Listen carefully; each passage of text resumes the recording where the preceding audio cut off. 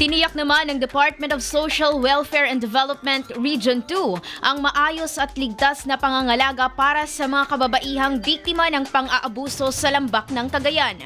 Ayon kay Kathleen K. Supranes ng Regional Committee Against Trafficking, Violence Against Women and Their Children Secretariat ng DSWD Region 2, ang maayos na pangangalaga ay ibinibigay sa pamamagitan ng Regional Haven for Women and Girls sa Solana, Cagayan at sa iba pang pasilidad sa rehiyon.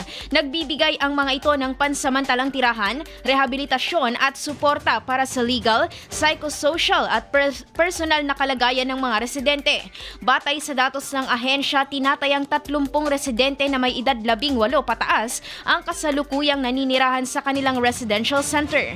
May mga nakatalagang house parent na nagbabantay at gumagabay sa mga residente 24 oras upang masiguro ang kanilang kaligtasan at maayos na kalagayan. Kasama sa mga serbisyong ibinibigay ang psychosocial processing, counseling at iba pang medical at mental health interventions bilang bahagi ng recovery plan ng mga biktima. Pinapayagan din ng mga residente na ipagpatuloy ang kanilang edukasyon habang nasa pangangalaga ng haven bilang paghahanda sa kanilang reintegration sa komunidad. Ang operasyon ng pasilidad ay pinupondohan ng pamahalaan at sinusuportahan ng mga non-government organization na nagbibigay ng karagdagang tulong para sa rehabilitasyon at muling pagbangon ng mga kababaihang biktima ng karahasan. IFM News.